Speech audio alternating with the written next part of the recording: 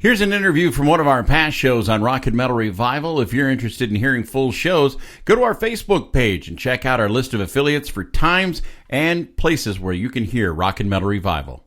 There's brand new Royal Bliss. It's called Ritalin on Rock and Metal Revival, and with us is an old friend of the show, and I was just telling him this is the first year in almost 10 that I haven't seen a Royal Bliss show. We want to welcome back to the Revival Neil Middleton. How you doing, Neil?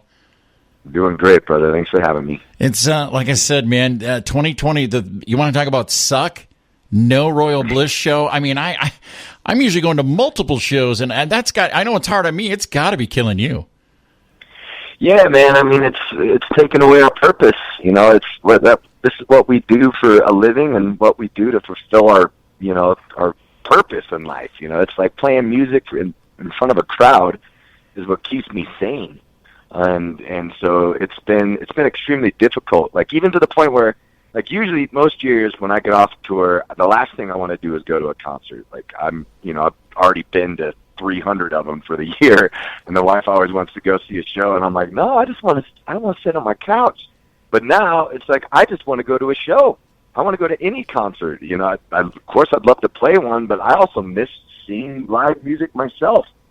And so it's been, not having that. There's a definite void, not just in my heart and soul, but I've seen it in so many others out there. Especially Royal Bliss fans hit us up like, please, what can I do? Will you show up in my backyard and just play for me? I'm like, oh, I wish I could. Well, but, it's been tough. Maybe the one thing that'll come out of this is you won't see, when we do get to go back into venues and do get to go to shows, you won't see the half full crowd. You'll you know what I mean? People will start to go to, not that, I'll catch them later or I'll catch them on the next time around. Right now I was telling my wife the other night, I said, I think I'll see every show that is available once they open them back up.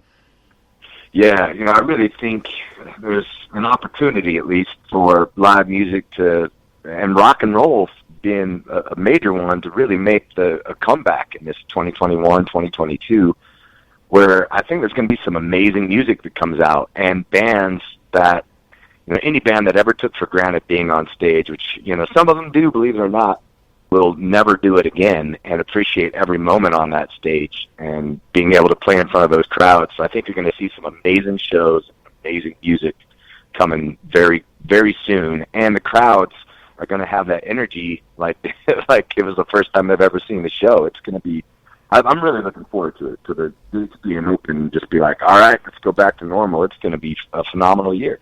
One of the things I was going through, I think I have most of what you guys have released. And this year, you, like a lot of bands, haven't released anything this year. You guys have been steadily putting out maybe a song here, a song there. I saw on the 4th you put out an EP called Our Favorite Things, where you can get the 2 new singles and a holiday classic. What was the thought process behind that? You guys usually put out a holiday song usually about this time of year, don't you? Yeah, we had that old Christmas song, I Just Want You, that we did years back. And then we actually put Favorite Things out last year, but we didn't put much of a push behind it. And this year it was just like to kind of highlight the songs that we released on the year, to push Medication again, and Ritalin, and Favorite Things as the holiday deal. And it's funny because there's a lot of people that are just like, oh, this is awesome. And, diehard Royal Bliss fans, I had no idea we put that out last year. So it's just kind of another way to, and you got to play the game nowadays with like Spotify and all these other formats where you got to look like new music for them to be like, put you at the top of the list again. So it was interesting to see the feedback that first week, to be like, oh man, this is killer, from people that should have known we put that out last year. So it was just to kind of put a spotlight on what we did this year, and it worked out well. We're still trying to work a music video to it. We've been struggling to come up with that, but it's just content, man, and staying relevant. We finally broke top 20 on Billboard this week with Medication, which nice. Made us. That's actually the first time we've done a top 20 on Billboard for rock radio, which is, that's a huge feat for us. So thank you for the love. We appreciate that. And I don't know, we can't just wrinkle up in the corner and die or not do anything. It's not the best year to spend money on marketing, but whatever. People need new music. They need something to look forward to, and And we have probably another 20 songs that are unreleased that we're going to continue to push out all, over the course of the next 18 months and continue to write. We're going back in the studio in January. It's, we're staying busy and creative, and there's plenty to write about. That's for damn sure. Well, the thing about it is you guys were coming off 2019. What a great year. Your self-titled release, Royal Bliss, which I know was a top 10 release here on Rock and Metal Revival, actually top 5 last year. I mean, you guys seemed like everything was kicking into steam for you, and COVID hits.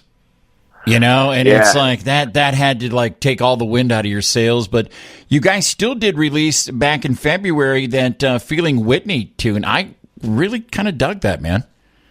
Yeah, it turned out good, man. That was kind of inspired because Post Malone just moved here to Utah. He came to our Tom Petty tribute show that was down here and watched the entire set, was rocking out and loved it. And so it was kind of like a tribute, like Welcome to Utah. We're going to cover one of your songs and put it out and kind of do our own flair to it.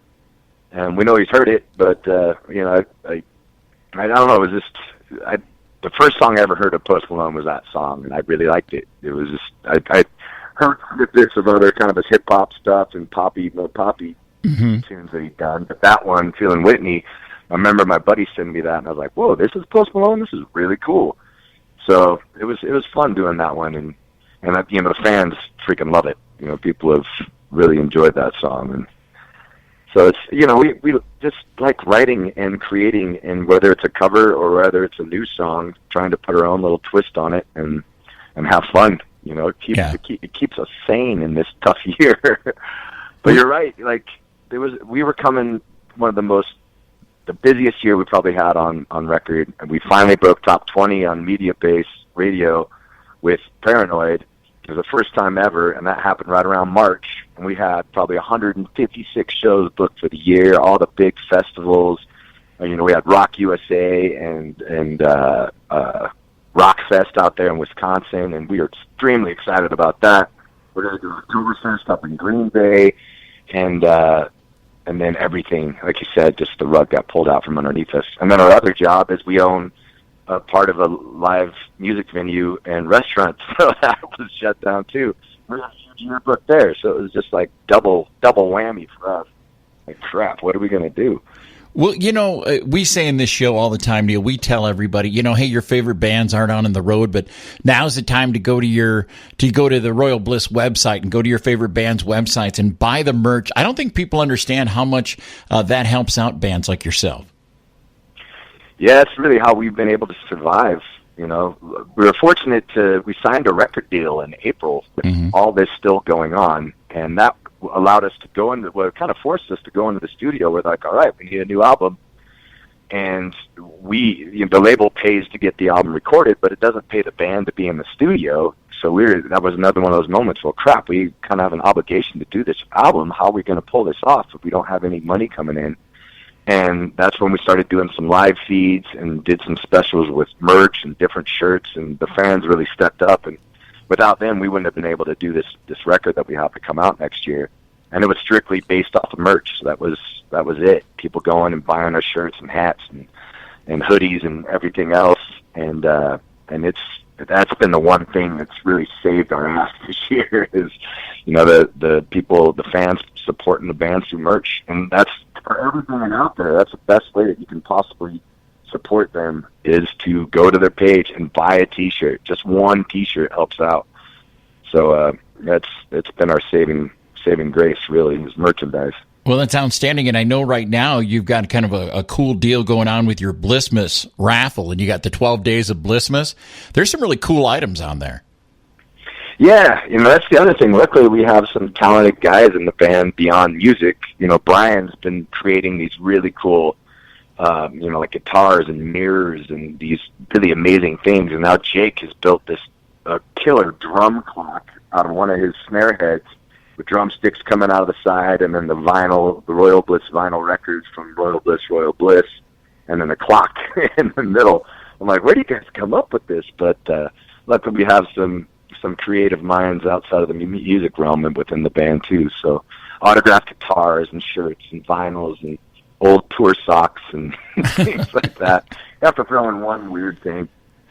But yeah, that's going to be cool. Well, it's always good that you guys. One thing I've always noticed about the Royal Bliss fans, it doesn't seem like they're fans. They seem like they're family. Because after the show, I don't know how you guys get out of a town sometimes. After the show, everybody hanging out, waiting to talk to you.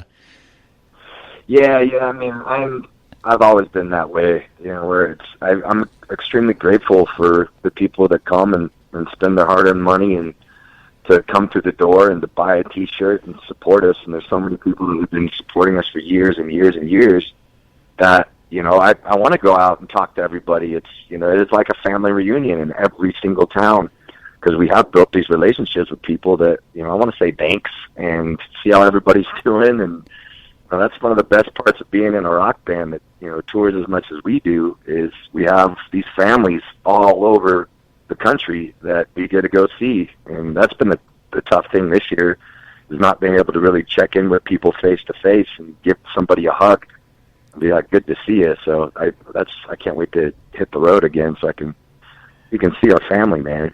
Exactly. I know you and I had joked one time when you were up to Beaver Dam that maybe you guys should buy some property in Wisconsin. You could leave your touring stuff here and you could just fly in and you wouldn't have to drive all the way across the country. Yeah, we're still talking about that. We talk about it all the time, where it's like, oh man, if we could let's just get a house. Let's just try to get a mortgage and whatever. I mean, there's so many other things that you could try to invest in at this point that would be a really good idea. And then we'd have a home out there and we could just stay there for the summer. It makes sense. Well, you've always got a home here, Neil, and the people up here in the upper Midwest, we love our Royal Bliss. And where's the best place for people to keep up to date with what you guys got going on so we know when you're coming back out on the road? RoyalBliss.com will have, that's where it has the links to our merchandise, the 12 Days of Blissness, and has some of our social feeds. And, of course, all the social media, Facebook, Royal Bliss, Instagram, Royal Bliss Band. And, it's pretty easy to find us. You just type in Royal Bliss and you will find us. But RoyalBliss.com is probably the first place you got to stop. All right, brother. Well, I tell you what, I want to wish you a very happy holiday and hope you stay safe and stay well. We look forward to seeing you on the road, hopefully in 2021. And we always let the artist pick a song out of the interview. Which one do you want us to play out of your catalog? Oh, geez. Well, let's go with the Medication, because that's what we need, is that live music Medication. All right. 20 on Billboard yesterday, so let's celebrate that.